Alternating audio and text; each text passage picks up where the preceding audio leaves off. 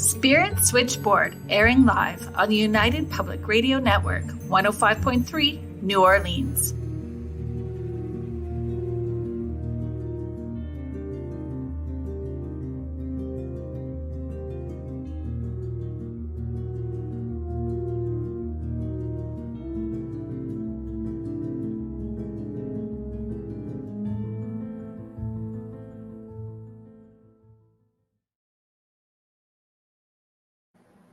Hi, everyone. Welcome to Spirit Switchboard. We are broadcasting live from the United Public Radio Network and the UFO Radio Paranormal Network at 105.3 and 107.7 New Orleans. Today, I'm really excited about having my guest on today, Nicholas Pearson. He is an author and crystal healing teacher. I'm just going to bring him in. Welcome to the show, Nicholas. Thanks so much for having me on. So when I was looking through this, I went to your website, and I was pretty excited about reading your website.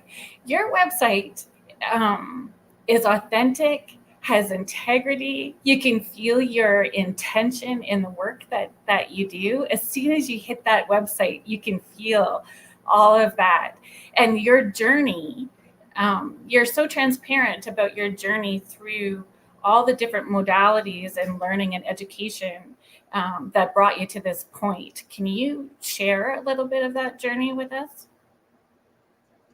Well, thank you for that. You know, it's been a long road getting me here. I've been a mineral collector for 30 years. I've been involved in the healing arts for a couple of decades, and all of that kind of comes together in my love for rocks and my love of sharing that love with others. So I started out, I think like a lot of kids, picking up rocks everywhere I went and just falling in love with every little bit of stone and gravel and just finding magic in the landscape. And my grandfather saw this and gave me my first mineral specimen, a piece of clear quartz from Hot Springs, Arkansas. It's still in my collection. It's been photographed in a couple of my books. And this kind of inert part of the landscape was transfigured into something luminous and special and seemingly magical. It was like holding something out of a fairy tale in my hand.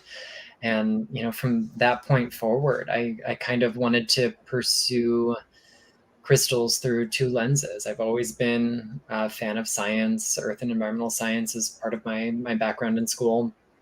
And I kind of channeled that in, but I'm a big lover of folklore, mythology, fairy tales, spirituality. So I've always kind of looked at things through the metaphysical and the mineralogical lens when I get to know the mineral kingdom. And that's been what's been driving me forward ever since. And it's not, I think what struck me when I was, moving through your website was not very many people get to have their passion roll into their path and purpose. And you could see that journey for you, how your passion ended up being your path and purpose, and how this all came together for you. I'm really grateful for it. It's been a string of interesting synchronicities that brought me here. And initially, I went to college to study music, and I ended up, we'll say, randomly assigned, because that's what the paperwork said, right, to work at an Earth Science Museum on campus, which I didn't even know existed. I selected my school for its prestigious music program and thought nothing of the rest of it. And there I was working hands-on with one of the largest mineral collections in the southeastern US. And, you know, little events like that kind of kept nudging me in the right direction. But that's trust. That's trust and surrendering into a process that you may not have even realized was going to unfold for you. And I think that, my journey with crystals, it's sort of the same thing, is that trust where you're being led and you just take those steps. And the more you trust, the more unfolds for you that leads you into the right direction. Well, some of it's been trust, some of it's been falling flat on my face and picking myself up and going in different directions. I think we learn one way or another how it's going to turn out.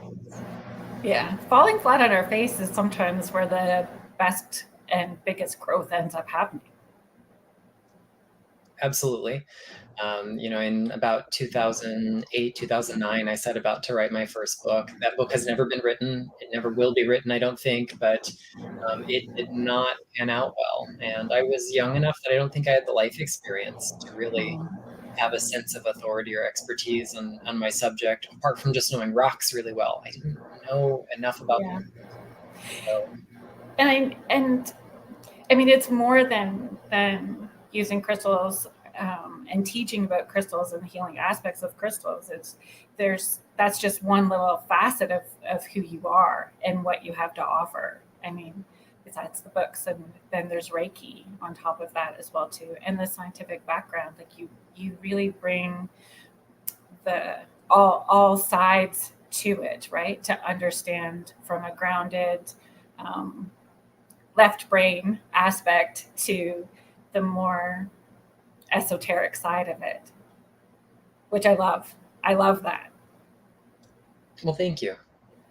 It's because I got so excited when I was reading the titles of your other books, because we're going to talk about the Crystal Basics, the Pocket Encyclopedia today. But if I had known, let's talk about the floral essences and the Witch's Garden too, because that's brilliant. It's brilliant, all of it, what you have to offer. Well, thank you. Yeah, I think part of what fuels my ability to keep churning out books is my love of learning. I love to share the things that I learn, and flower essences have been a big part of my journey. And it just at some point kind of organically came up, maybe this can be the next project. And that's how Flower Essences from the Witch's Garden was born. But that's following those steps, right? It kind of fell into the path, and then you walk through it. And there's such an intention in empowering people.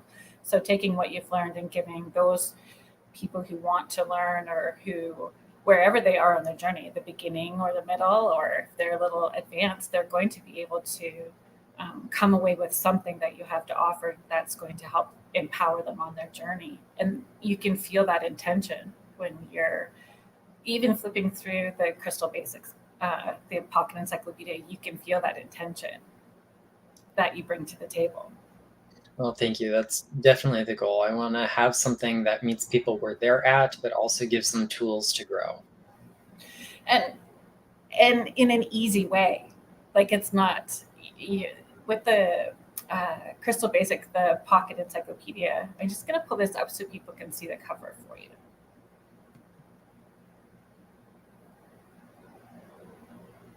There we go.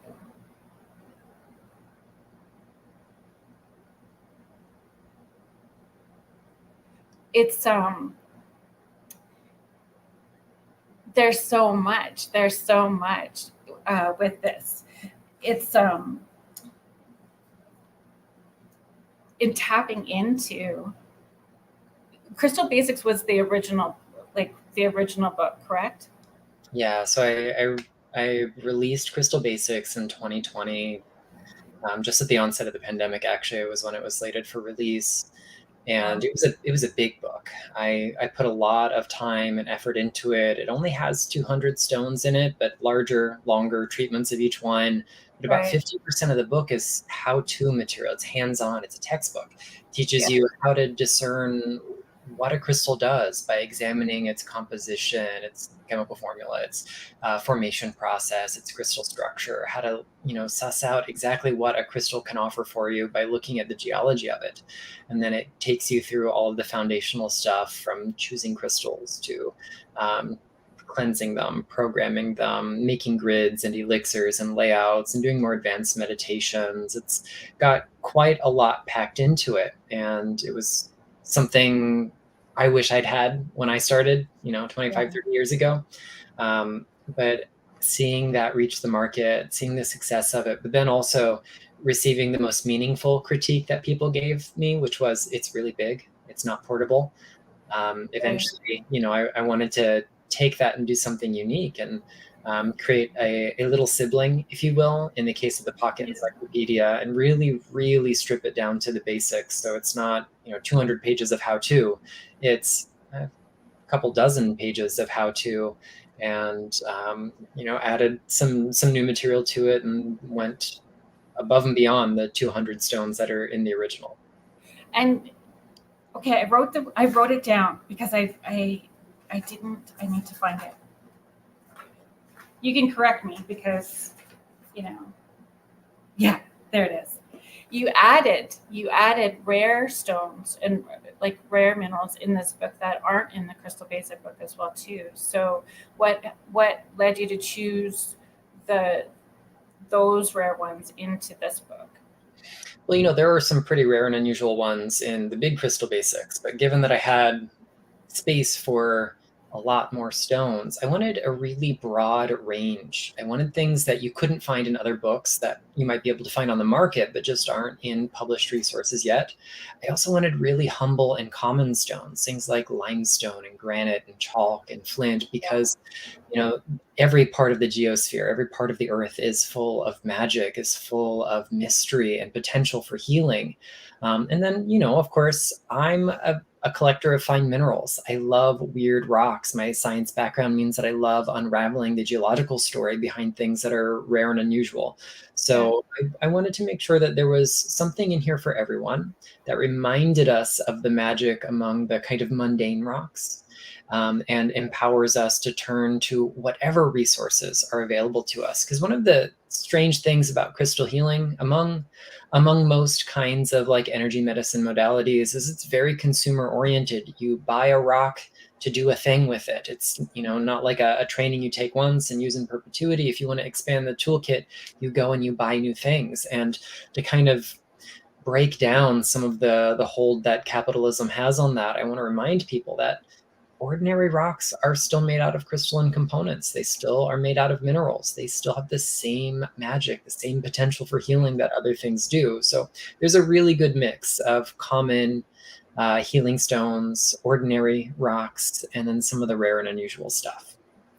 And the limestone was actually one of the first ones that I stuck in my pocket as a little kid. Where I grew up in Northern Ontario, and pudding stone and limestone were the two that I was filling my pockets with. And the limestone actually had fossils in them, like little shells that were in them, and it was magical for me. And that's where I started.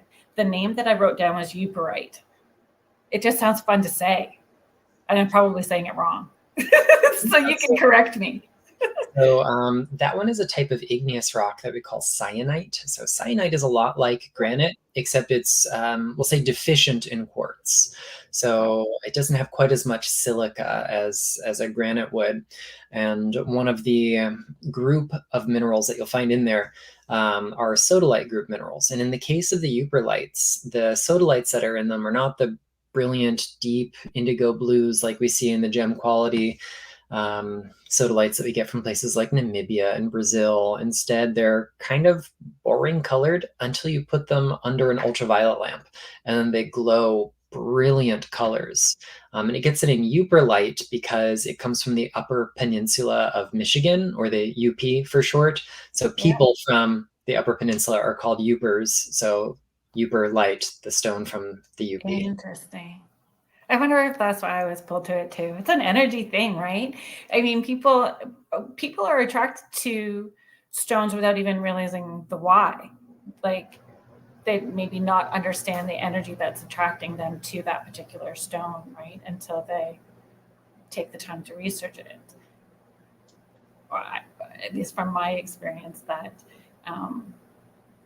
we're pulled to maybe the energy and the magic to it, and are allowing that stone to do what it's doing because it has those qualities to it without realizing we're giving it permission to do that for us. Does that make sense? So, I always encourage people, especially when they're at the start of their journey, to disregard what you're going to find on note cards in the store, what descriptions you see in memes on the internet. Don't go to the books first. Go to the stones first. Start by building relationships. Start by connecting to them one-on-one, face-to-face. And I mean, chances are, if you're looking at something with a really short form kind of description of it, like you might see on display, a little placard that's got the name and what it does, there's a good chance that you're not going to get what you need from that description. especially if you're coming across something brand new for the first time. Maybe you'll get lucky and you go, oh, aventurine. It's a stone associated with abundance. That's a thing I'm really working on. But that's such a reductive thing. When we really get to know crystals, we take it to a whole new level. And oftentimes it's only by really spending time with it do we discover what brought us together in the first place. And different layers of yourself. Like it pulls up layers of healing or experiences that, like, crystals can really push your awareness to a whole other level. And if you're looking at it just from a commercial aspect, I'm just going to pull this down. I think that people, maybe what their original intentions are in being pulled to it changes as their awareness and healing journey expands. If we really approach crystal healing as a relational experience, it's a collaborative effort that we work on with the stones rather than using them as tools, inert substances that effect a change, then we do get the opportunity to peel back the layers, so to speak. There are, stones in my life that I brought into my life for a specific reason. And the longer we journey together, the more our relationship grows, the more I learn about the stone, the more I learn about me. But we have to be willing to sit with something for long enough for that to take place. We live in a world where it's once and done. I bought the tool, it's time to move on. And that's not what traditional healing has looked like. That's not what, getting to a state of wholeness looks like. There's no, there's no switch we can flip and then just suddenly be healed. It's a process of perpetual growth, perpetual change, and it's often incremental. It's often very small. It's layered, for sure. It's layered, and it can be uncomfortable, and not everyone can sit with the uncomfortable. That sometimes comes up on their journey. Sometimes it is uncomfortable, and sometimes it's joyful. Everyone's experience is unique. Exactly. But how, when do you, I guess I'm trying to figure out how I want to phrase that question. Understanding what your journey is, understanding your intention, intentions matter as well too, do they not? Intention is a piece of the puzzle, but we live in a world that I think puts too much stock in intention and not enough in everything else that happens. So I like to think of it this way. We have a kind of threefold formula, and we need all three components to achieve our end result. We've got our intention is like a steering wheel. We definitely have to have it. It's got to aim us in the right direction. Yeah. We have the practice, the tool, the thing we're engaging with, that's the vehicle itself. So, you can have the best intention, but if I just hand you a steering wheel and point to the highway, if it's not attached to a car, you got nothing. And most importantly, you've got your vehicle, your steering wheel is aimed in the right direction, but did you put fuel in it? And this is where our raw kind of willpower, our emotional state comes into play. How do you feel about the process? And then we have to navigate that. There are better quality fuels and lower quality fuels. So yes, intention is important, but absolutely it's not the only important thing. On its own, it gets you nowhere. And so how do you determine the specific crystal, what that specific crystal does, or understanding the different functions of the crystals? So there are a few ways we can do this. Historically speaking, we've got a large body of lore that comes from all over the world, and we can compare and contrast. And that's a thing that I love doing. I have an ongoing series of master classes where I pick a single stone and we just dive in from every perspective throughout history around the world. So we can look at tradition, and traditional uses are really good clues. Another thing that we can do is use the geology of a crystal, kind of like the doctrine of signatures in herbalism. We use the kind of clues that are encoded in an herb or a plant to understand how it might help medicinally speaking. And we can do similar things with the energy of crystals by looking at its formation process. Is it formed by igneous activity, sedimentary, metamorphic activity? Is it a kind of blend of two of those? We can look at the crystal system. If we map out all the points in space taken up by the components of it, there's a kind of overarching symmetry. And we use these 7 groups of symmetry to describe crystal forms and organize minerals accordingly. So those are like the personalities, if you will, in the crystal families. And that gives us a kind of clue. And then we can also look at the signature in its chemical composition.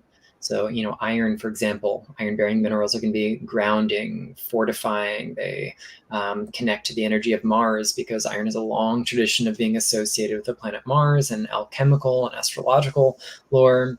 We could look at, lithium minerals as expansive and buoyant. They teach us surrender. We can look at things that are rich in magnesium as being good for improving mental flexibility, and the list goes on and on. And if we take a look at all of these different things and other clues that might be encoded in the crystal itself, the actual stone, then we get a pretty good picture of how it can support us.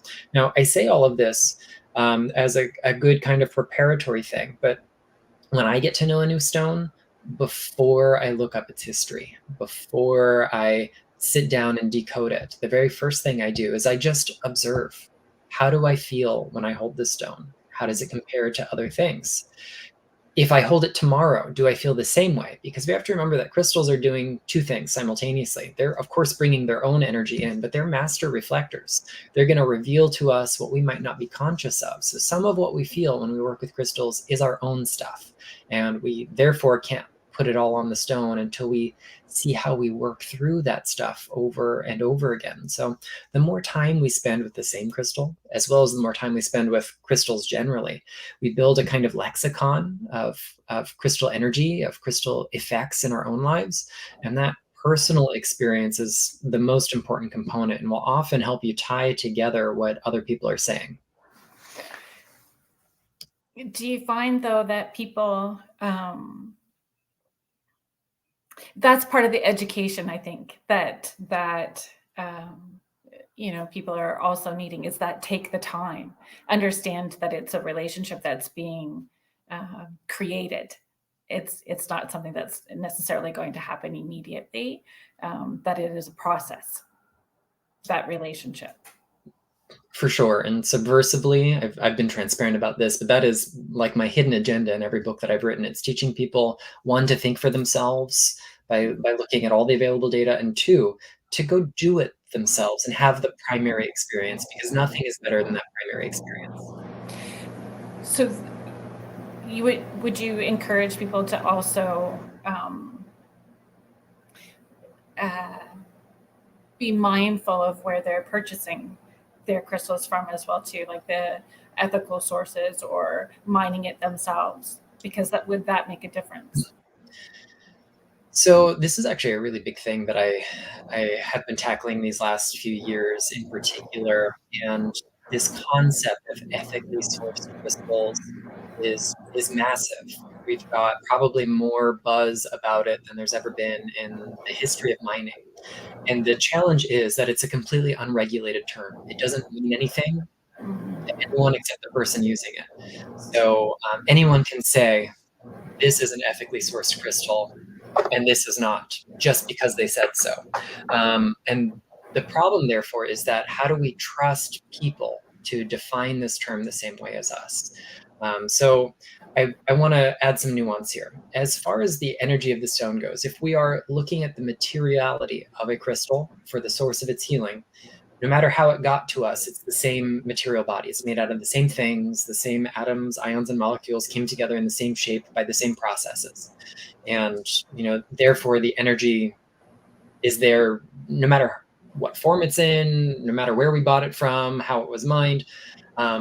And so far, we've mostly kind of stressed that in our conversation. But, at heart, I'm kind of a feral animist. I look to the spirit in things. I appreciate that there is consciousness in all of form, and not just the form that we can touch and see, but the form and the ethers and beyond. So out of respect for that consciousness, out of a desire to have an intentional collaborative relationship and not a material colonial kind of relationship, I want to do right by Earth, by crystals, by humankind. And the challenge that we've got is that because it is a relatively unregulated market, there is no specific body that governs crystal healing. We can't always know the story behind things, but there are things we can do.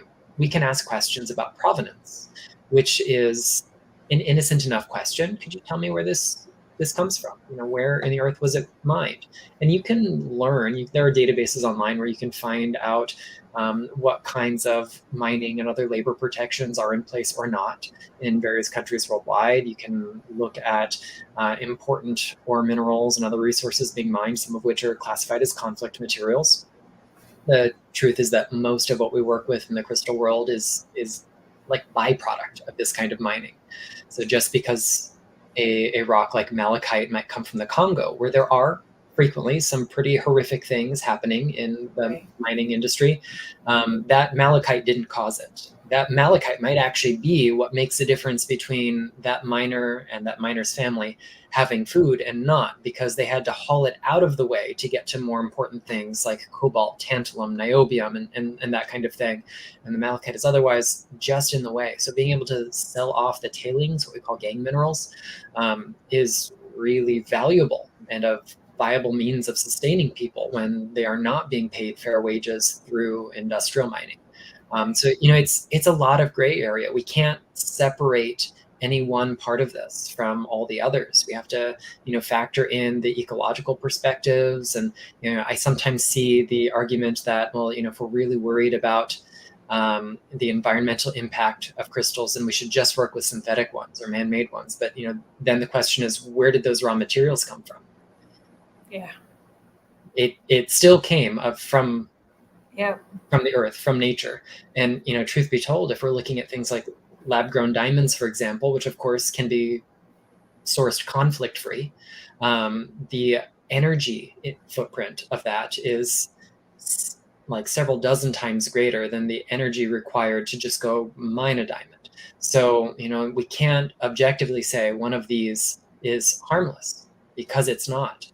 And I think it boils down to this bottom line: there is no ethical consumption under capitalism, so we do the best we can with the tools we've got. And my goal is never to make someone feel bad for the tools they're using, but to help people lift one another up to get better tools. So we're all in this together.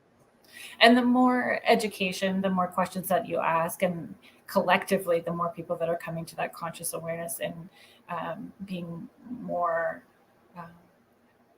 open and asking questions and being intentional with their purchases, right? In where we put our money and our energy, then those changes can happen.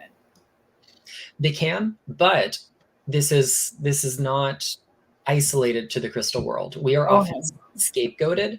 You see, all sorts of clickbait about the mining conditions in Madagascar and Congo and other places. But what these articles aimed at shedding light on the crystal healing market fail to discuss is the fact that so much of this is secondary mining. So much of this is accessory to the real offenders in technology, in the makeup industry, in so many other things that use mineral resources. So I'm not saying that to absolve the crystal world, the crystal industry of guilt. Absolutely, we can do better. But we represent one of the smallest fractions of consumption of mineral resources. So even if we fixed this, it barely touches the problem. So we really have to remember to point that finger outwards to all of the other sectors of mining and extraction that are contributing to harm, that are contributing to unethical treatment of humans and the earth. And not everyone is educated enough to ask those questions, right? So it's a very big it's a heavy burden that you're carrying, and you can see the passion that you're bringing to that conversation and bringing that awareness to people. Like, you really can Nicholas, when you go to your website and you're reading through, even when I was reading through the books, you can feel your intention in wanting to educate people and help make change, both to them individually and collective as a whole. Well, thank you for that. That's really what I'm passionate about. Yeah, and when you're a sensitive person, you can feel those things, right? In what people are bringing to the table. Can we talk about color, the color and shape of crystals, and how that plays into the function and the energy of the crystal? Sure, absolutely. So I think early on in most people's attraction to crystals, color and form are two of the big ones that draw us in. Maybe it's the hot pink of a nice rhodonite, or the chartreuse of pyromorphite, or just a really nice grape jelly purple and some fine amethyst. You just love that color. Fluorite, that was my go-to at the beginning. And truth be told, color is an important tool on a psychological level. It represents only a very tiny fraction of what crystals do energetically. So one of my most influential teachers, who has since retired, she was really big on using physics as a model for understanding crystal energy. And when she eventually worked out how much of a crystal's energy is accounted for by its color, it was pretty startling. It's about 1/14, which is give or take 7%. Wow. 7% of the energy we feel is due to its color. So that means about 93% or so is due to other things. And I don't say that to imply that color is meaningless, but color is one doorway in to that experience. It's not the only doorway in. Color is a powerful psychological tool, though. So if you absolutely hate the color green and I say emerald is the right stone for you, you're going to have a disconnect because of how you feel about green. Not because the energy of green is bad, but because your relationship with green doesn't support this journey that you're on. So we do sometimes have to check our baggage at the door, and other times, things creep up on us. I'm actually really profoundly colorblind. So thankfully, when you study geology, you learn pretty early on that color doesn't matter for IDing rocks and minerals. It's the least important thing that we look to.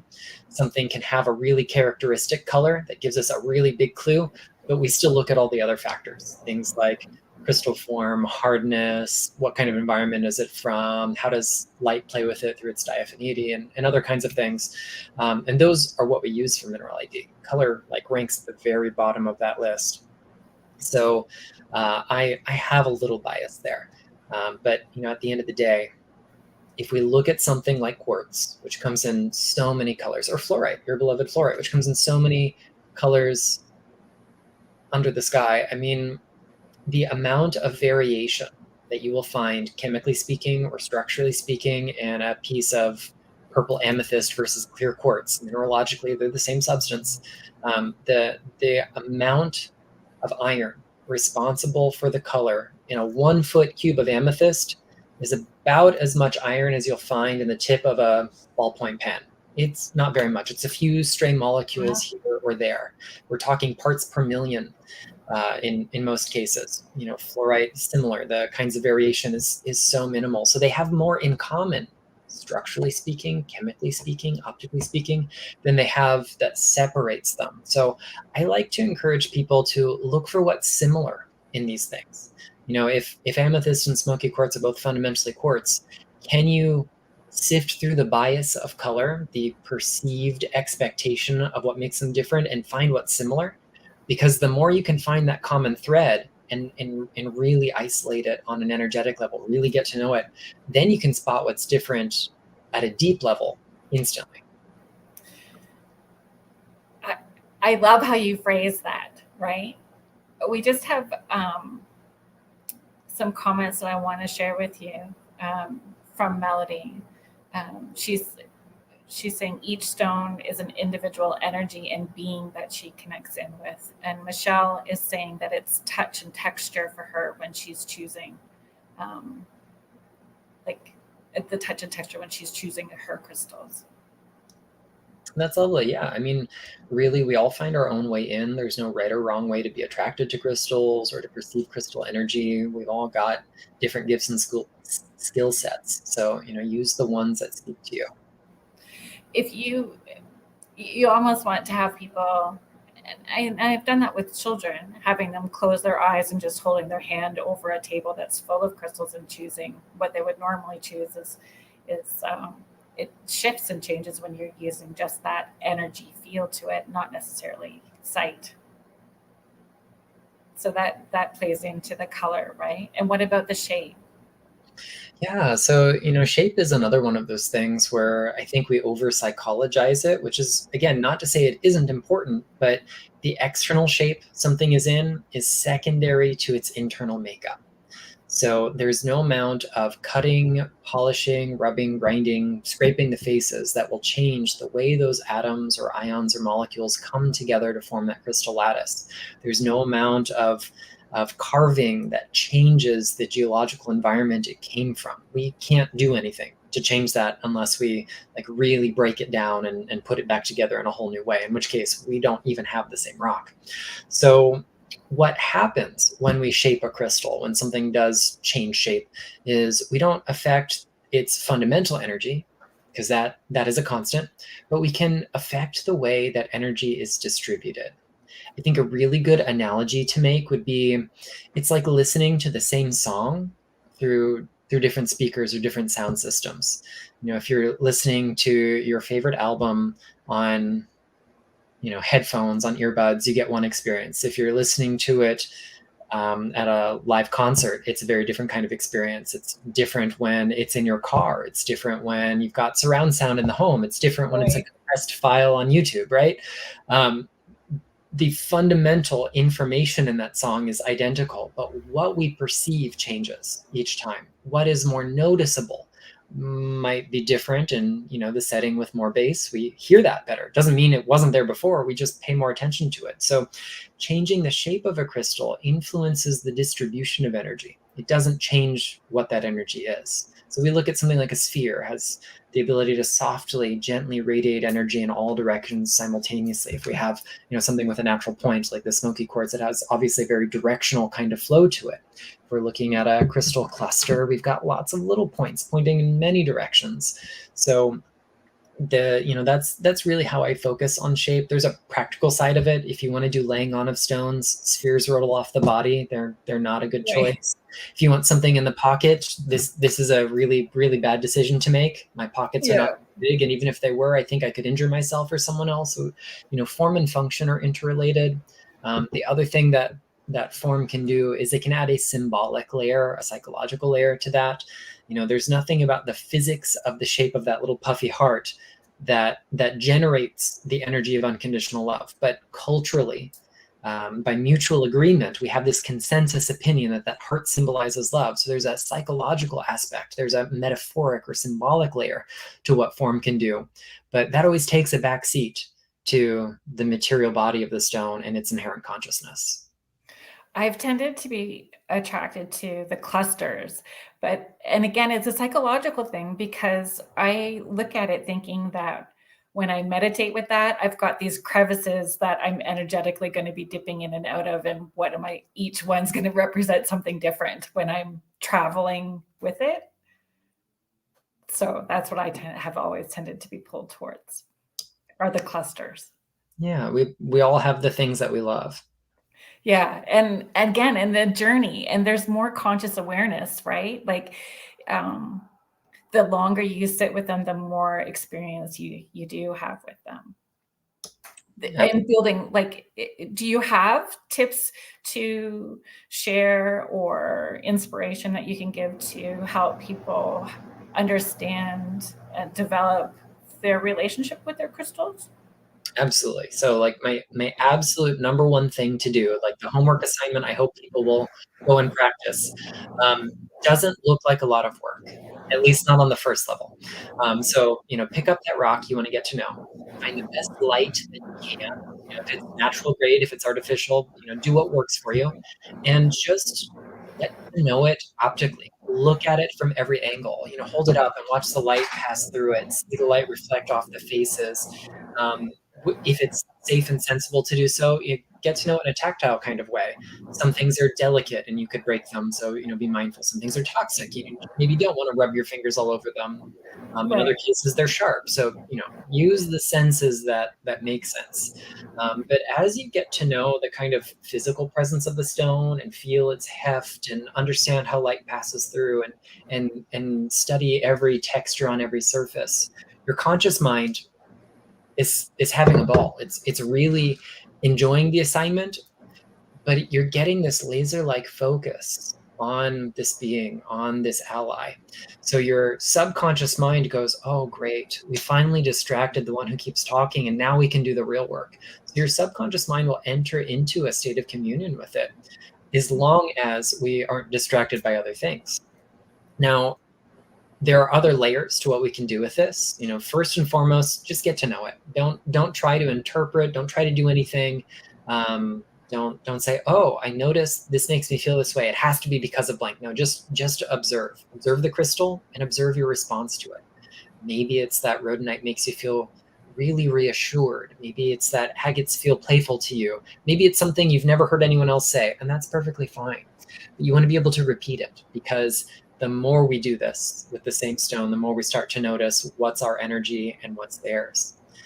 If we want a slightly more advanced version of this practice, after we optically inspect it, after we get to know it in a tactile sense, close your eyes and see if you can recreate it in your mind.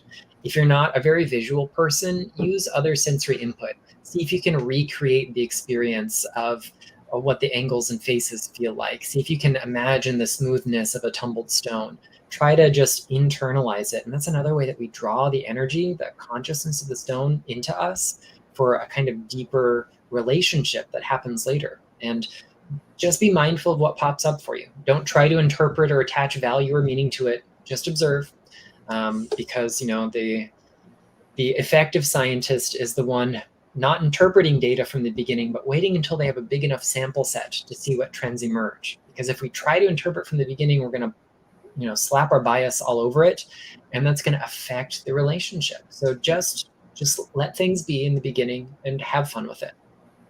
And not just slapping their bias on it, but especially if you're at the beginning of a healing journey, people tend to compare their journey with somebody else's journey, or compare their experience to somebody else's experience. So it can be a very individual experience they're having with that particular crystal that will be very different from somebody else. Is that a fair, how somebody is responding to a crystal may be totally different than the person beside them and their reaction and experience with crystal. And when we take things at face value, it can feel discouraging if we play that game. But my process, my practice over many years now has been looking for the common thread. So, sometimes we'll pick up a crystal book. Behind me on these bookshelves, about 500 different crystal books. Wow. By all kinds of different people. And I will not profess to have read them all cover to cover, but I do reference them. I use them. I work with them. And you'll find lots of people who agree and lots of people who disagree on seemingly ordinary things. Yeah. So we have to ask ourselves, why do these experiences look different? Why is someone's interpretation or description of a crystal different? And I think it's because they get stuck at that first level, or they feel as if only communicating the first level is sufficient, given word count limits or editorial guidelines or just what they feel like. Anything is possible. But the challenge here is to stop and remind ourselves that if we're not following things through to the underlying principles, if we're not looking for the mechanism that's driving this therapeutic end result, then we cannot predict the same result for others. Let's use citrine as an example. I think we're all probably familiar with citrine. We know it as a kind of golden yellow variety of quartz. We think of it as an abundant stone. It's sometimes called the merchant's stone. It's a stone for prosperity and confidence. And those are all very surface level things that citrine does.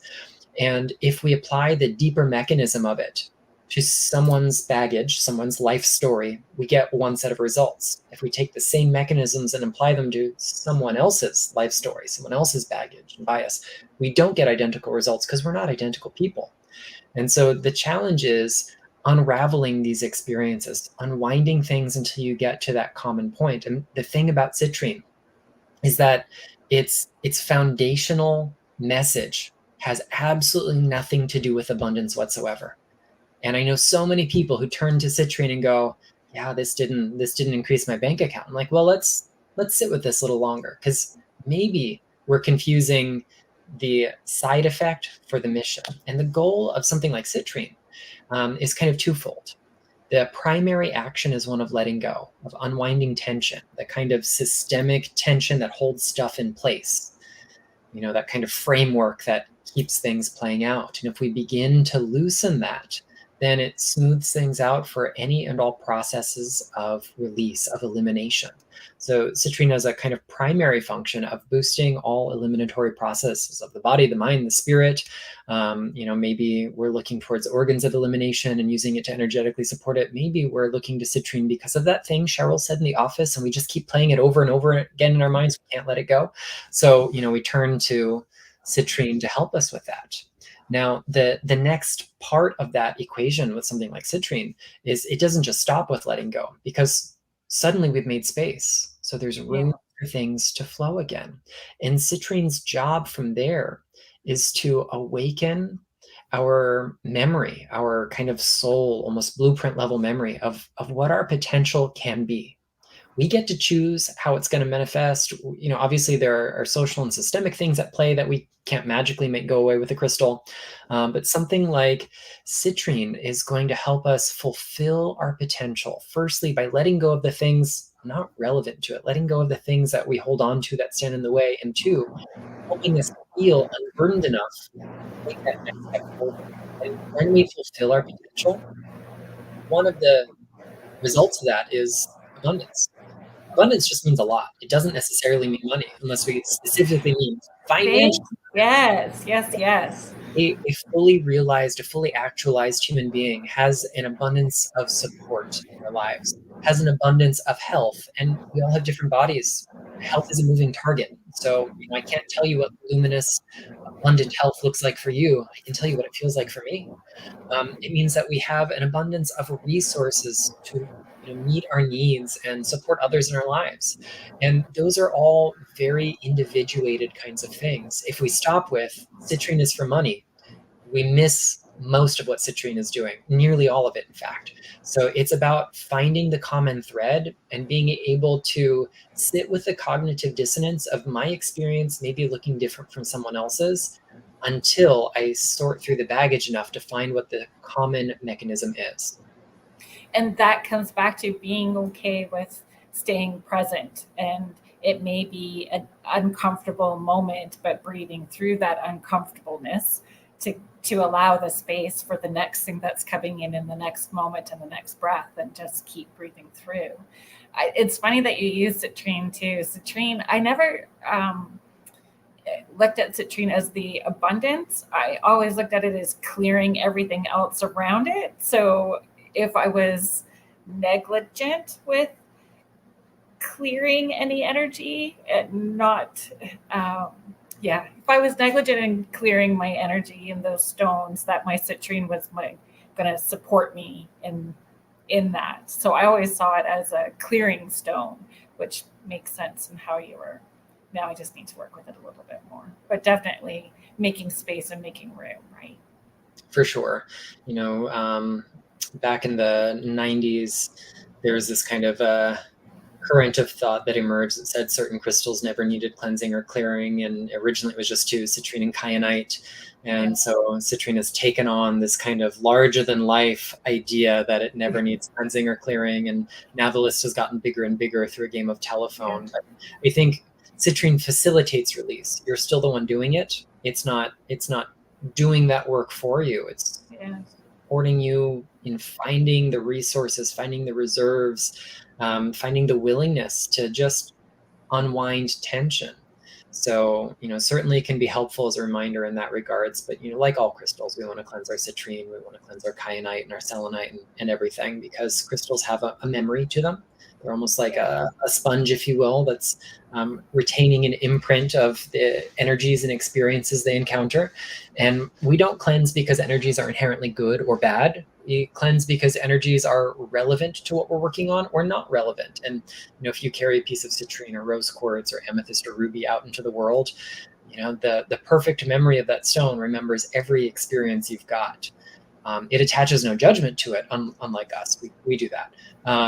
But not every energy you met is necessarily aligned with the reason you might be wearing that stone or carrying it or meditating with it. So, cleansing is part of our good spiritual hygiene.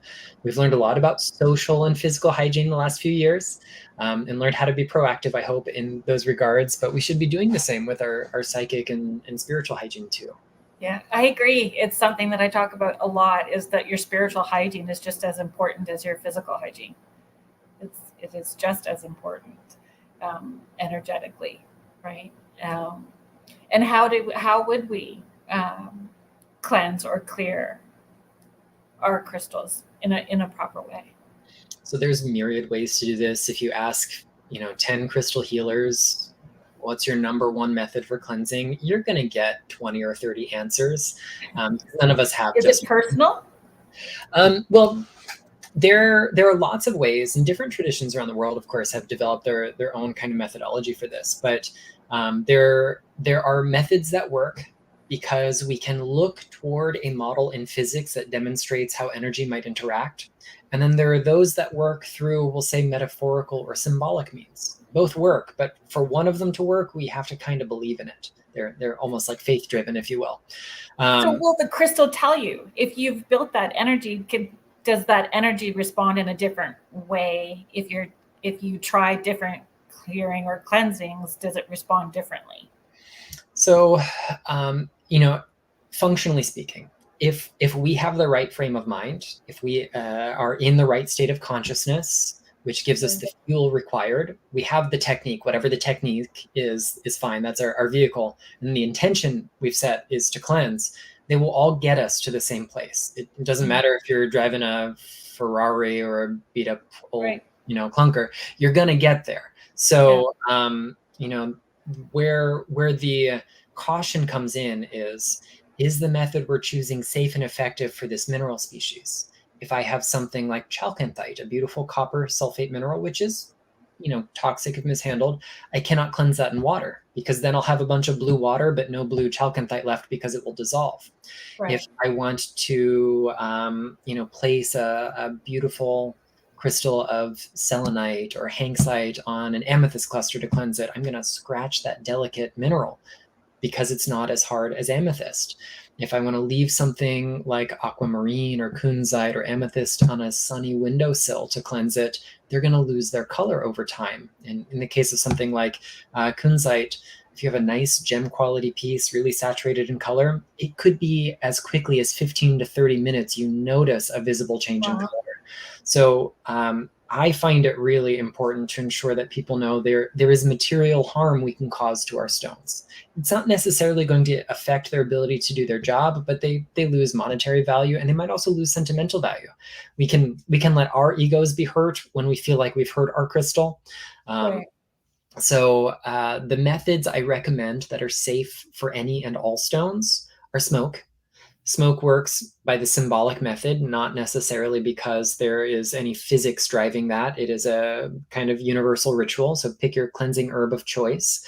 You can also do sound. Now, sound is a vibrating column of air. It is mechanical vibration that's going to interact with a crystal lattice in, therefore, fairly mechanical kind of way. So that one's more physics-based.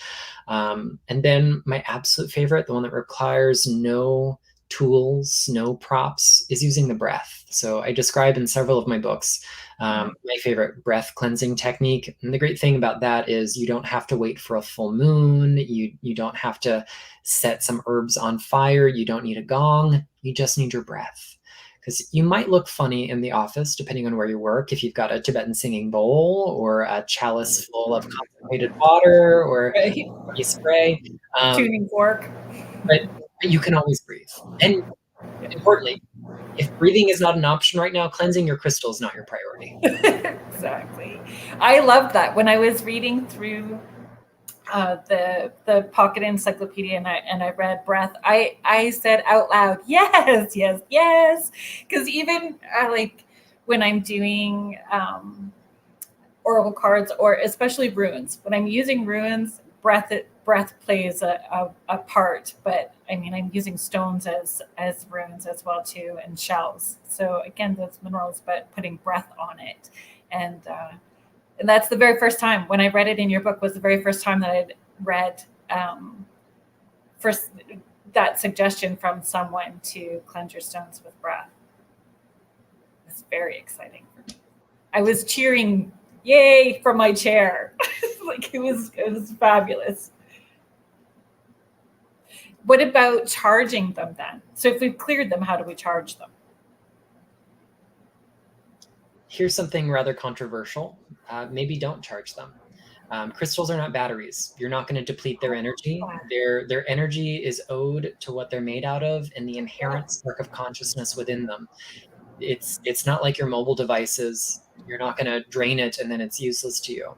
Now, there's an alternate meaning to the word charge, and we have to kind of situate things in a temporal context. The way we predominantly use the verb in ordinary speak, charge, today, usually involves our devices, right? Oh, my battery's running low on my phone. I got to charge it. I forgot to, charge this or that. But, earlier in the English language, that was one of many common usages of the word. And the reason the word charge worked its way into spiritual practice, charging crystals, charging an herb, charging a candle, actually comes from a meaning that means to give a task to charge with the responsibility of blank. So charging was a way of extending an invitation for collaboration, for imbuing your intention, for setting your focus. And it's as much about charging you as it is about the stone.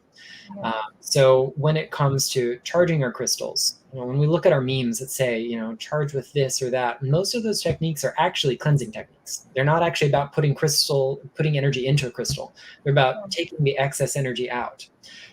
In my more advanced classes, I do talk about charging separate to programming as a means of instilling an additional vibration into the stone, not because we're going to deplete what the crystal does, but because I want to take advantage of some other quality or draw in some other force or elemental energy into the work that I'm doing. So yes, you can cleanse something under the full moon, or you could charge it under the full moon. But unless you're really being mindful of that, if you're not intimately aware of what the difference is, you're probably not, stuffing energy into the crystal, because that's just not its default state.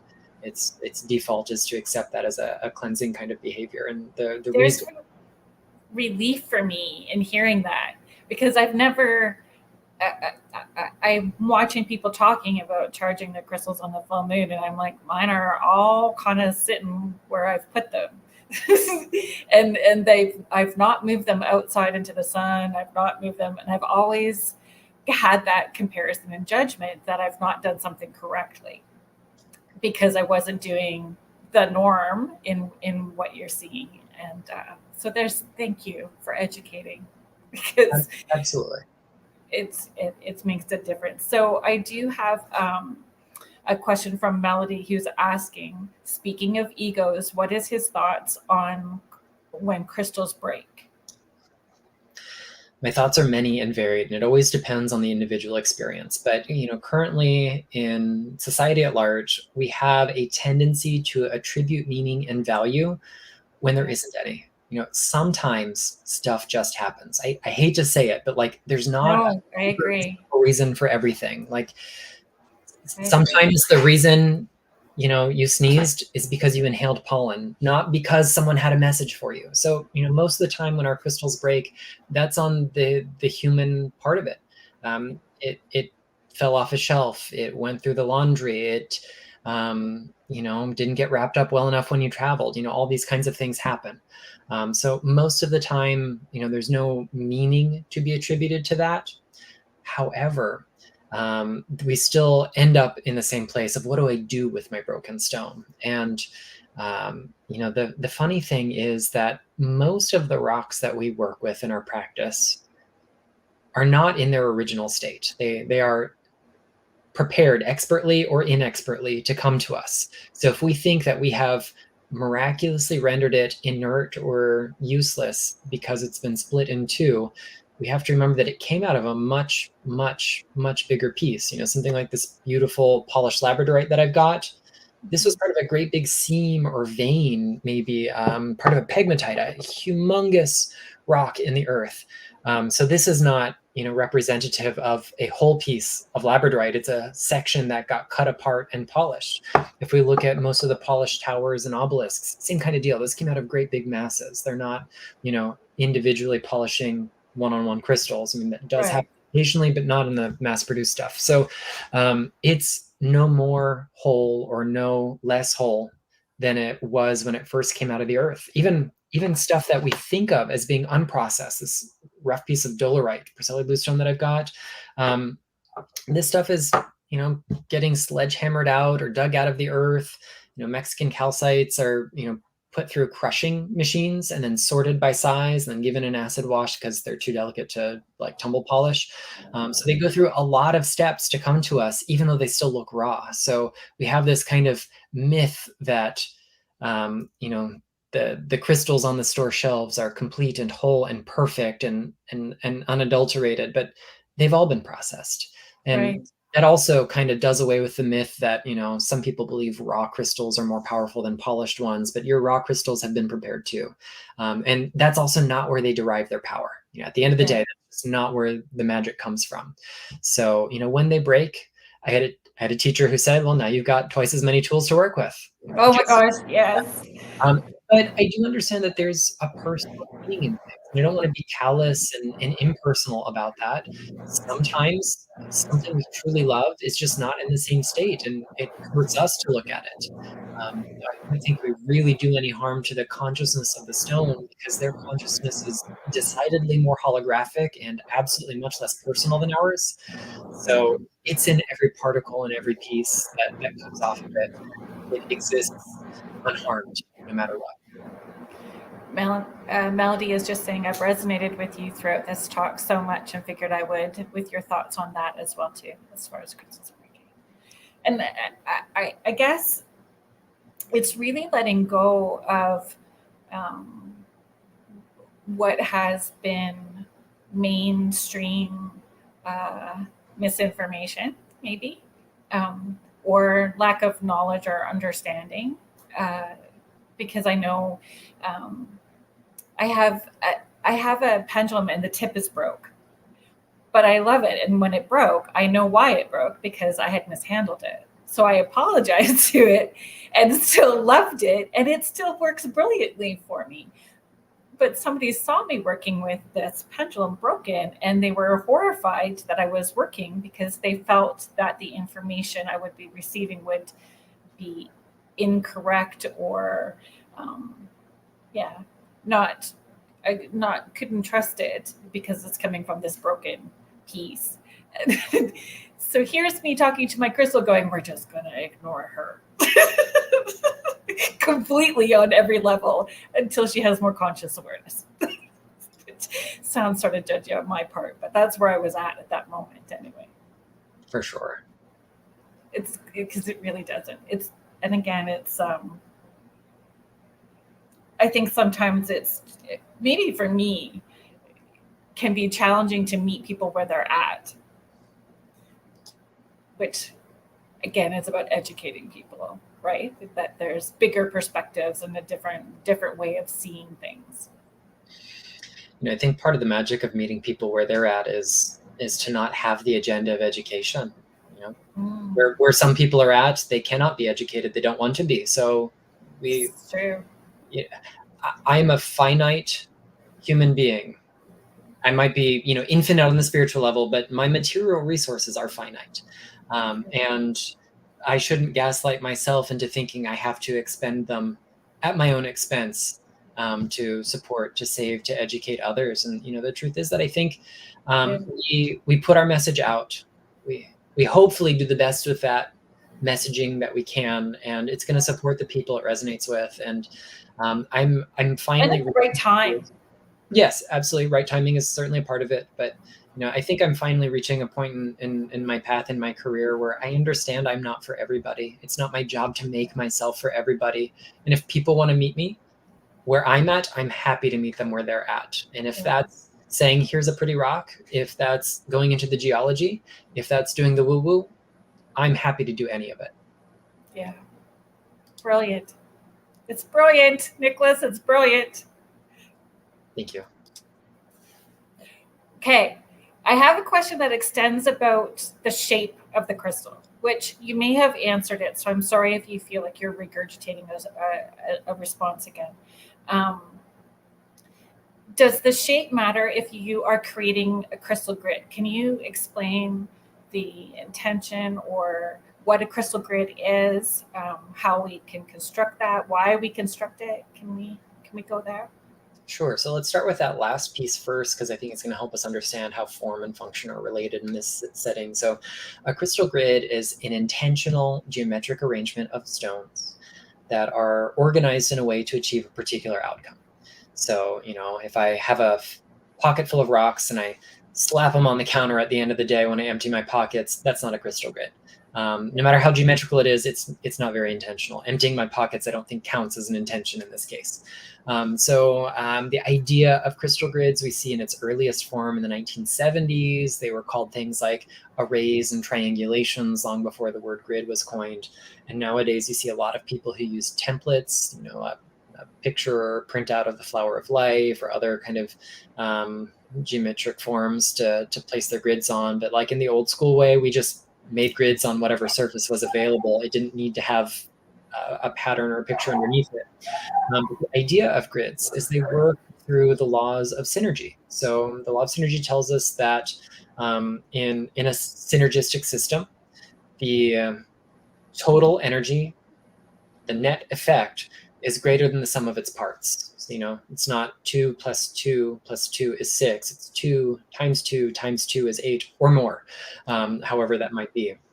So when we work with grids, the end goal, as we get more tools in our toolbox and maybe more sensitive to energy, is we want something that feels cohesive and that feels, we'll say, energetically aligned, harmonious.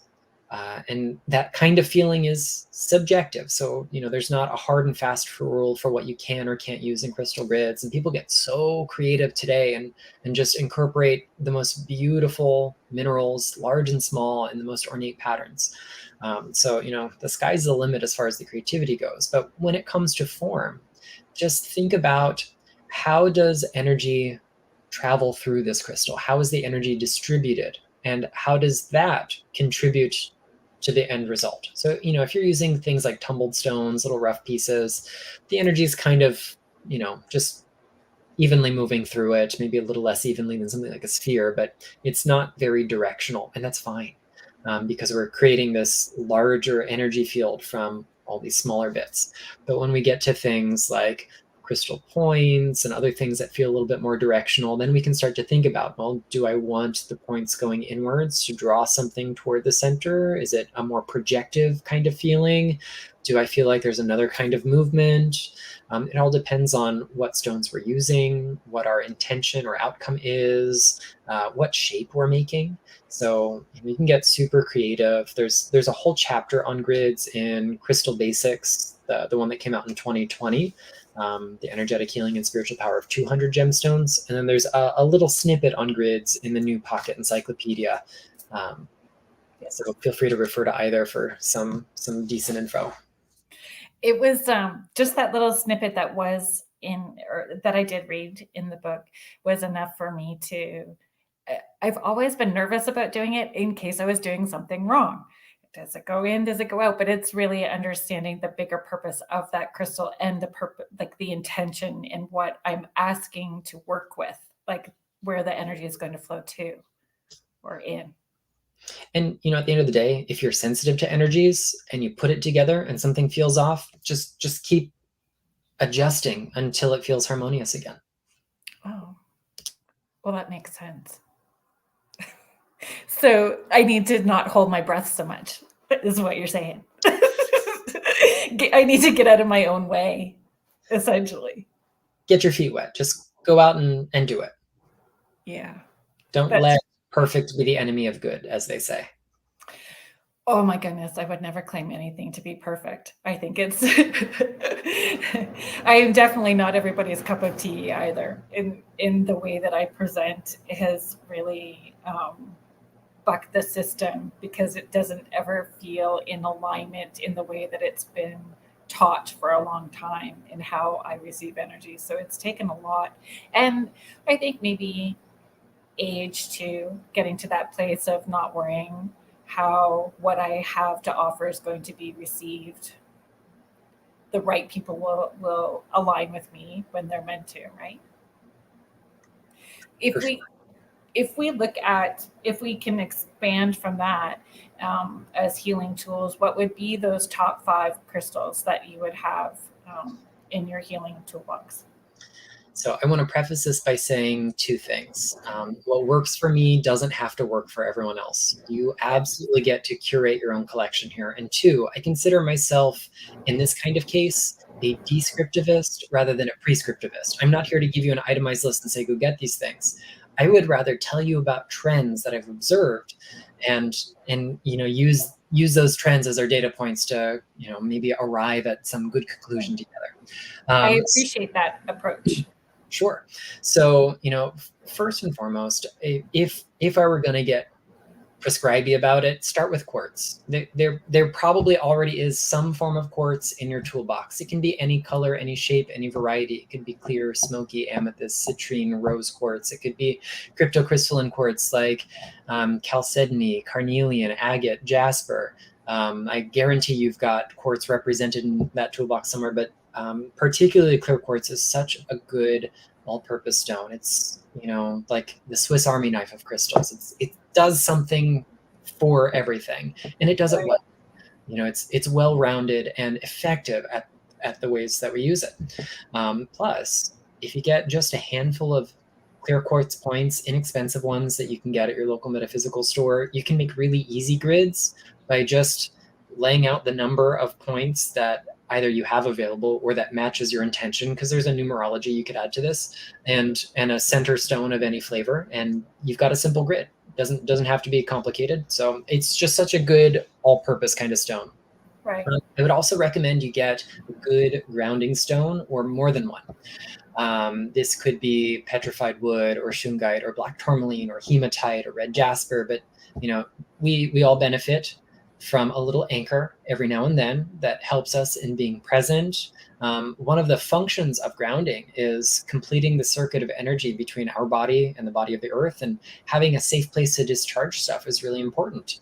If you don't have a complete circuit, it's all stuck with you. So grounding stones enable us to go through that process of discharging the things that might otherwise short circuit us. So pick your favorite grounding stone. And then definitely find something in your toolbox that we'll call emotionally nurturing. For me, like, my go-to is rhodonite. It is always nearby. It's on the desk in front of me. It's on the shelves behind me. It's often around my neck. Actually, that was a question Michelle is asking, if you were wearing a crystal around your neck and what crystal you were wearing. I am, and not that one. I'm actually wearing something called ophidic dolerite. That's this rough stuff I'm holding up. It comes from Pembrokeshire in Wales, and it is one of the building materials used in the construction of Stonehenge. It's also used in a bunch of other megalithic sites. It's commonly known as Preseli Bluestone because it comes from Meneth Preseli, or the Preseli Hills, Preseli Mountains in Wales. And it's a stone of ancient wisdom. It's one of my go-to stones. I have a really strong kind of soul connection to those sacred landscapes in Great Britain and the surrounding lands. So it's one of the gems that I work with continually. And it's my grounding stone par excellence. So that's what it fulfills in my top 5 list. That's wonderful. Thank you for sharing that. My pleasure. So, so we got through that top 5 list. So the question, can you use the functions of a crystal without having the crystal? In other words, can we tap into its energy when it's not physically present? Yes, Thank you for articulating that in a much better way than I did. Just wanted to make sure I answered the question you were. Yes. So, yes, I don't generally start people with this because there's a really important skill set that's required for spiritual practice, particularly any kind of intuitive practice, and Okay. it is discernment. And in particular, the discernment between two things, perception and projection. Yes. I will say with absolute certainty, after working in this field for as long as I have, about 90% of the stuff people think they perceive is a projection. That doesn't mean it's entirely a projection. And it also doesn't mean it's always a projection coming from them. Exactly. It doesn't mean that it's truthless, just that it's a projection. And so before we set about trying to tap into a crystal without it being physically present, we have to make sure that we can discern the difference. Like, is this really that crystal's energy, or is this wish fulfillment taking place in my mind? But once we've got a little bit of discernment there certainly are methods that can go into this. It's helpful for us to know the stone first. We should have some idea of what flavor its energy is, so we have something to recall, something to tap into. When all else fails, if you're a visual person, being able to see it in good detail can be a really helpful thing. But at the end of the day, if a sincere and we'll say unbiased request is being made, the mineral kingdom, Mother Nature, Spirit, whatever we want to personify, it's going to answer. And let's think about what's beneath our feet right now. No matter where you are in the world, whoever is watching live or on a replay, we're all on the same rock. We are all on planet Earth, and every known mineral species that occurs on Earth is beneath your feet. Now, it might be very, very, very far away from you, but it's still there. And if we can learn to tap into the geosphere, the part of the Earth that is, geologic processes, or the lithosphere, specifically hard rock, then we can kind of send out these energetic feelers that tap into the reserves, the wealth of minerals and rocks and gems and fossils and other things that are beneath our feet. But it does require some sensitivity. So yes, those things are possible, but start with what's accessible. What do you have in your toolbox? Instead of trying to exoticize and fetishize the expensive stuff, I bet there's a tool in your toolbox that does the job really well. And it's already in your toolbox. It's easier to call on its energy when you don't have it. Exactly. I think for me, it was like tapping into, like when we're walking on sand, right? Where it's tapping into what's beneath the house and asking that energy to come up through and holding that space within whatever house we've been living in at the time and tapping into it. So not necessarily having a huge chunk of clear quartz underneath my house, which would be one thing, but tapping into what's under and envisioning that coming through up into the space that we were currently living. We do have another question from Anita. Would you get a crystal that is meant just for you on your birthday? So do those birth month gemstones resonate with us on our birthday, like our birth month stones? I mean, if we're talking about the subject of birthstones, the short answer is it's complicated. Let's That's start. the short answer. Complicated. Yeah, it's complicated. So, how did we arrive at these 12 stones for our associated birth months? And it's a really long, circuitous route. What we see today that is regulated by modern trade organizations like the Gemological Institute of America, or the analogous things that you find in other parts of the world, those lists do draw from some traditional resources, but they're also very carefully engineered, very carefully selected to ensure that colored gems are sold all 12 months of the year, and that there's good distribution of price points. So you'll notice in the really expanded list that you get from traditional jewelers, there are going to be really spendy rocks, not so spendy rocks, and affordable rocks listed for each month. And that's in part to meet the needs of the consumer. But the truth is that some of the earliest lore that we have recorded in written history, in cuneiform writing, back like Babylon, Sumer, Mesopotamia, this kind of thing, starts off with planetary correspondences. And these, kind of transform over time to zodiacal ones related to all of the signs. It's actually not until, I want to say sometime in the last 150 years, I can't remember the exact date off the top of my head, but a book was published in Polish relatively recently in human history, that makes the shift from sign to month. And that's how we end up with birthstones assigned by month. But the other reason this is complicated is because you are not just one sign. We use our sun signs now because it's the easiest thing to look up. You know what day you were born, and therefore you can just go online and Google that. It's not in everyone's wheelhouse to know what their ascendant sign is, what their moon sign is, what other things are. And it used to be that your ascendant, your rising sign, was kind of like the principal basis for astrology, for, horoscopes were based on your ascendant. But if you don't know your time of birth, your latitude, and all the other things, it's harder to calculate. So we have a less sophisticated system out there to make it more accessible to all. But when you look at your whole chart, it doesn't matter where your sun is. The 12 slices of pie that are the 12 houses relate to all 12 signs of the zodiac. You have every sign represented in your chart. So the magic here is not just relying on what a consumer trade organization says is your birthstone, but picking a stone that matches where you are in life. Maybe that's based on the astrology, maybe that's not. And there are living, breathing practices that are truly ancient, like Jyotish, which is Vedic astrology, which you find in India. And it has its own sophisticated system of birthstones. They call them the Navaratna, the 9 gems, based on their 9 planets, which are different than the ones we use in classical astrology or Hellenistic astrology. But this is a system that's still alive and breathing, and we can use that. We can also use whatever works for us. So if you like your birthstone, work with it. If you don't like your birthstone, I'm giving you permission to pick another. But some people need to hear that because it's so indoctrinated into them that this is what mainstream is giving us as information, right? So until you have a different place to ask those questions, you're kind of staying in that lane. So it's good that you're giving people permission to look outside those lanes. My pleasure. Melody is saying, Nicholas, you are a breath of fresh air. Well, thank you so much, Melody. I appreciate that. Yeah. Okay, I had a question and it left me. Give me 1 second.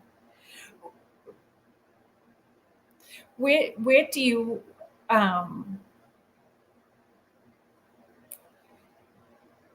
in moving forward, right?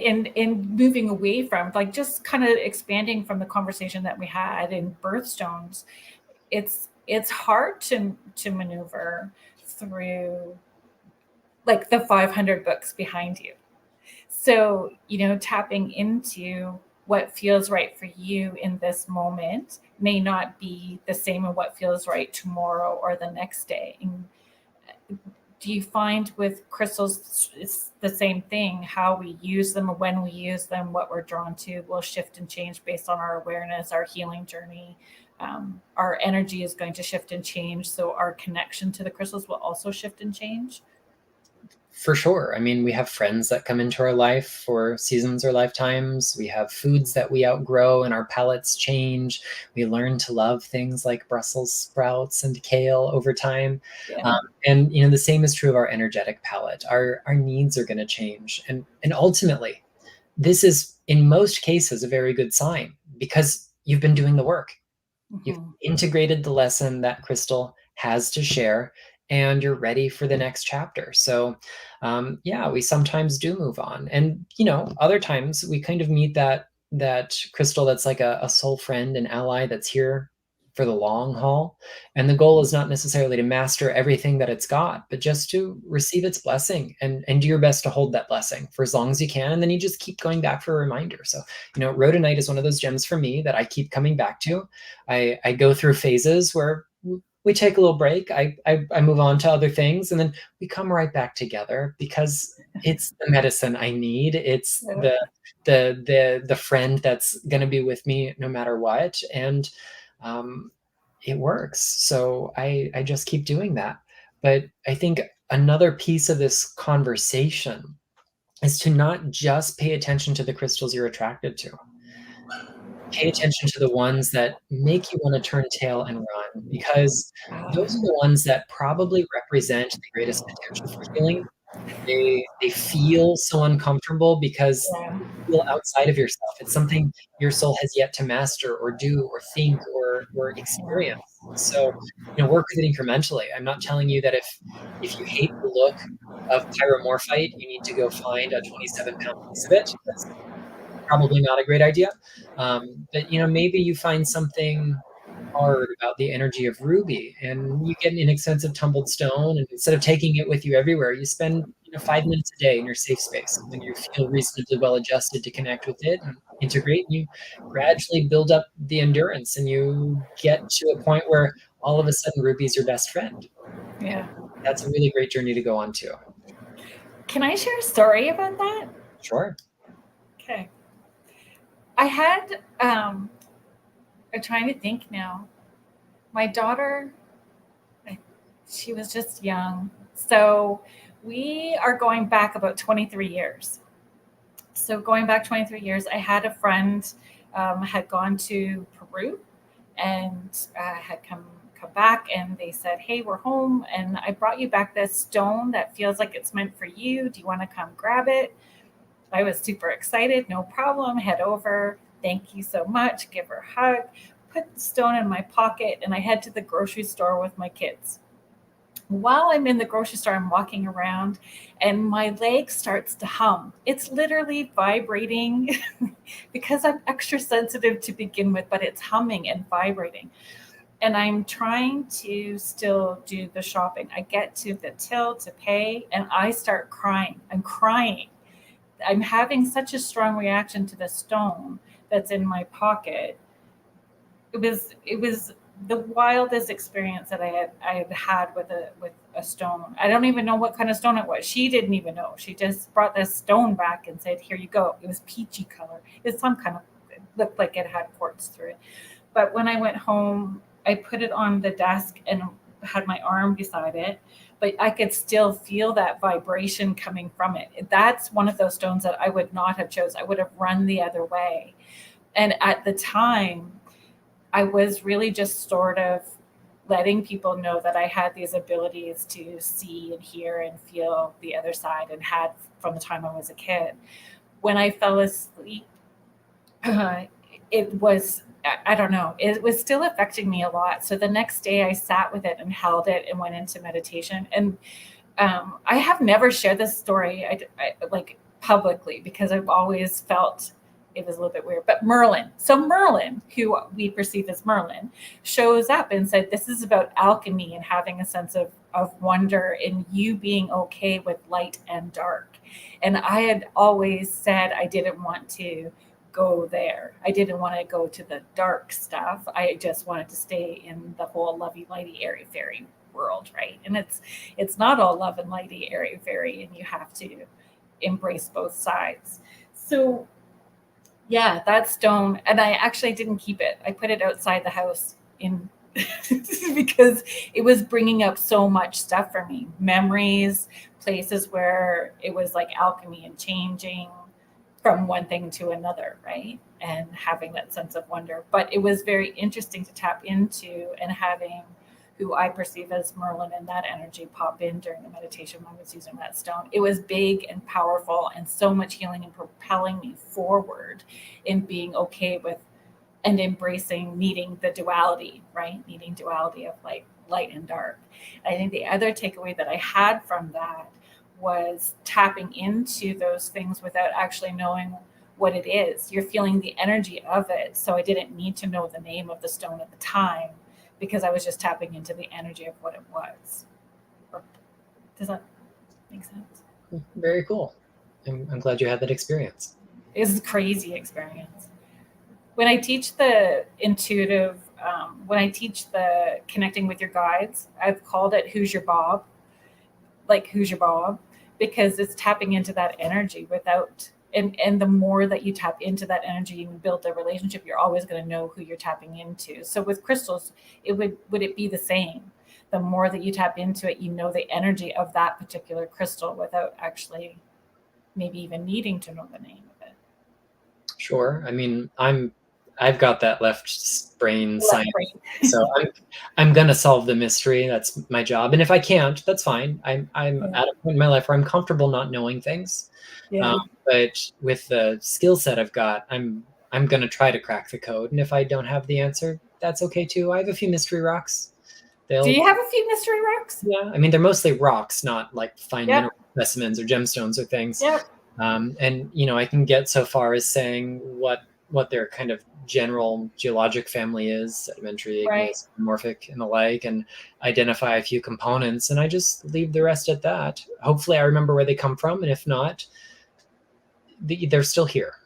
They're still doing something. Do you have some inspiration or tips in encouraging people to have a sense of wonder?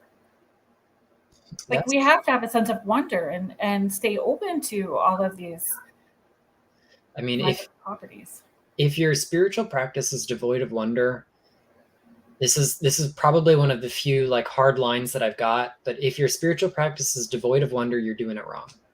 Like, what we engage with should open us up. And it is through the state of wonder that we experience the miraculous. The miraculous is the suspension of disbelief. You can't do that without wonder. You are not open to miracles if you cannot have wonder. So start with the simple joys. When it comes to crystals, if that's the practice we've been talking about, it goes back to that first exercise. Turn off the distractions, go find some good light, and find beauty, find wonder, find magic in every humble stone and pebble, every fine mineral specimen, every piece of quartz, every tumbled stone, every piece of jewelry. Just spend a moment really looking at it with fresh eyes. It is easy to have, we'll say, wonder burnout. When you do the same thing over and over again, you sometimes kind of take it for granted. Yeah, this is wondrous. I get it. So we have to mix and match. We have to, take a different route home sometimes, so to speak, to keep ourselves really engaged and present. And I think in an increasingly media-heavy world where our consumption of media far exceeds what is probably useful for us, like, just press pause every now and then. Even if all you can manage is 10 or 15 minutes a day, go press pause. Find something beautiful. It could be a flower in your garden, a rock in your collection. Just go be present with it. If that doesn't bring you wonder, find a way to make it. Yeah. Thank you. I saw you doing an event. You have an event coming up. I've got a whole bunch coming up. Yes, please share. Where can people find you? So once a month I do a free online Reiki share. So I've got one coming up in mid-June or mid-July rather. My very next event is tomorrow morning, hosted by the College of Psychic Studies, and it's called the Sacred Stones of the British Isles. We're going to be talking about the kind of native rocks and minerals and fossils and their kind of energy signatures, their mythology and roles in history. So, of course, we'll talk about stone circles, but we're also going to talk about some pretty humble rocks that you find in the landscape there. I'm going to be speaking at a few conferences this summer as well. I'll be at Mystic South in Atlanta, Georgia next month, as well as at Temple Fest in Massachusetts in September. And then in, I think it's October, I'll be in, I think it's end of September, beginning of October, I'll be in the Pacific Northwest for the Northwest Tarot Symposium. And that's all in addition to the online events I do every month. Right. Did I see working with elementals, like fae and fairy stones or elemental stones as well? So one of the themes for Temple Fest this year is the fairy folk. So I'm doing 2 classes there, one on foxglove, the floral heart of fae. And I'll also be talking about in a separate workshop at that event, crystals that have fairy lore associated with them. Yeah, that's brilliant. That's exciting. Thank you. Do you, when you did Crystal Basics, you said there's 200 stones, over 200 stones in that book, and there's 450 in this one, in the Pocket Encyclopedia. Are there stones that that you would add in that didn't make it in, that, what would you add in next, or what potentially is like the next book with more stones in it, volume 2? My publisher's not into sequential numbered volumes, so I don't know if we've got a Pocket Encyclopedia volume 2 in the works ever. I went in with a proposal that eventually changed shape to be like a 3-part series, and they nixed that. But I had a list of 600 stones for the Pocket Encyclopedia, which was a little ambitious to keep it within certain trim sizes and price guidelines. So I had to whittle it down to 450. So there are lots and lots of things that didn't make it in. We have to remember that there are over 4,000 named mineral species. I'm sorry, there's almost 6,000 named mineral species. And that doesn't take into account special varietals. So, smoky quartz, agate, carnelian, tiger's eye, geologically, they're one mineral in all these myriad forms and shapes. So we really have tens of thousands of rocks, minerals, fossils, gems, and variants that we can find. So there's no one book that has them all. And thankfully, that means I've got a long career ahead of me of continuing to write. I do have 2 other books under contract right now. I can't say a whole lot about either one. I have a 3rd proposal in progress as well. So I've got a really busy year ahead of me. There's a lot coming. And I always endeavor to have crystals in each book I've never written about before. So whichever books you get by me, there will be things that aren't in the others. Even, big Crystal Basics from 2020 versus the Pocket Encyclopedia, the 200 in Crystal Basics, not all of them are in the Pocket Encyclopedia. And for all the ones that are repeated, there's new information about them in the Pocket Encyclopedia. So they can be standalone or they can be complementary. Are there stones that are yet to be discovered? Like, do we have that potential as well too? Yeah, the human race names a handful of new mineral species each year. Wow. It's a relatively slow going process. The International Mineralogical Association has a special the Committee on Mineral Names and Nomenclature, CMNMC. They oversee the process of vetting new mineral species. So, earlier this year, they published a handful of new things. But at this point in the game, when new minerals get named, they tend to not be things that are very accessible to us. They tend to be pretty rare, hard to come by. It might result from the reclassification of another thing. But what we do see more of every year are old rocks in new formations, or an unusual batch of something common. So there's new varieties of quartz, and fundamentally, mineralogically, it's all the same species. It's just quartz, but quartz is a little bit of a shapeshifter. And when we get it from one mine versus another, there can be other minerals present that affect its color, its habit, or shape, and lots of other things. So we do get new discoveries of familiar things that still feel fresh and exciting. And we won't be exhausting those resources for probably thousands of years to come. So yeah, there will always be something new and exciting out there. We just have to, again, practice discernment, because there are some crystal sellers and authors out there who are really keen on taking a really common rock and giving it a new metaphysical, sexy sounding name. To charge many times what it would have been worth. So, there's a lot of rebranded granite out there that at the end of the day, no matter how wonderful it is, it's still granite. I love granite. I wear it every time I leave the house. But I know what granite is worth. And, if we slap a new name on that's been trademarked, it only changes the perceived value. So we do have to be mindful that, yes, new things are discovered, but not everything with a new name is a new rock. Thank you for sharing that. We have 2 questions. Try to fit these in the time that we have. Lisa is, yes, Melody is asking, are your online events on Facebook or Instagram? I try to share as much as I can across social media. If you're on Instagram, if you check out the link tree that's in my bio or anywhere else that you find me, if you find the link tree, I update that constantly to reflect upcoming events. I'm going to be doing a big website update over the next week or so, and get my calendar up to date. I let that lapse a little. I also do a monthly newsletter, and you can sign up for that at my website, which is theluminouspurl.com. And if you want to find me on social media, I'm also at the Luminous Pearl in most places. Okay, thank you. Lisa is saying, I am always drawn to moonstone or opal. Anything like that? What does that mean, if anything? Well, here's where the ethics of interpretation comes into play. I can't tell you what that means for you. I could tell you about moonstone. I could talk to you about the geology of opal. We could look at the folklore, the history. We could talk about its energy. But what does that mean for you?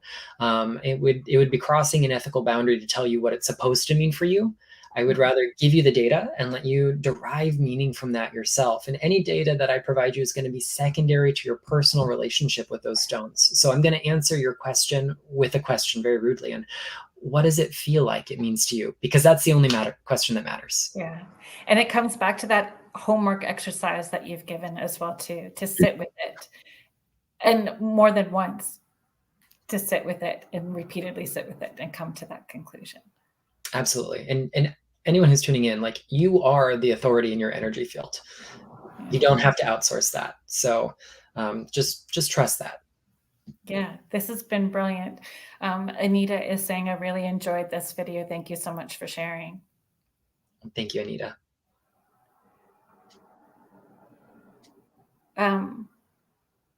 Michelle is saying, I would love to hear more on relationships of sacred sites and ancient sites and crystals relevant to them. Well, this is something that I've been spending a lot more time with. My best friend in life, but also in the crystal world, Ashley Levy. She's also a wonderful author, brilliant teacher, kind of generous human being. She and I partnered up for a tour of Southwest Britain earlier this year, and we got to visit sacred sites. And since we're both crystal people, of course, we brought crystals into it. And one of the themes that I've been working on unfolding from that trip and going forward is looking at realms like ethnogeology. What happens with the intersection between human beings and their geological environs? What about geomythology? How have human beings used myth to poetically describe the genesis of geological features? How do people select where sacred sites are situated within that kind of mythic context? So, I don't have a single place I can point you for that. It's something that I am continuing to work on. It's something that I'm hopefully going to do more with as time goes on as well. But that's something to look forward to, right? And we benefit from you asking as many questions and where your left brain thinking takes you, and then how you incorporate all the other aspects of who you are into that. We get to benefit from the knowledge that you glean. So thank you. My pleasure. Yeah, she said, Michelle is saying, I'll look for the book. Which is brilliant. Thank you so much. This has been great having you on the show. It was so informative. And if you could give your website just one more time before we close out as well too. Absolutely. So if you want to track me down, it's www.theluminouspearl.com. You can find me on Instagram, TikTok, Facebook as @theluminouspearl. And if you're interested in any of my writings, you can find my books anywhere books are sold, your local indie bookstore, your local metaphysical shop.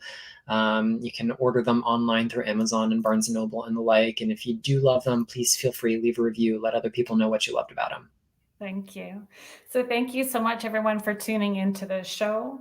Thank you, everyone that was in the chat and asking questions. And a big shout out to the United Public Radio Network, 105.3 and 107.7 New Orleans.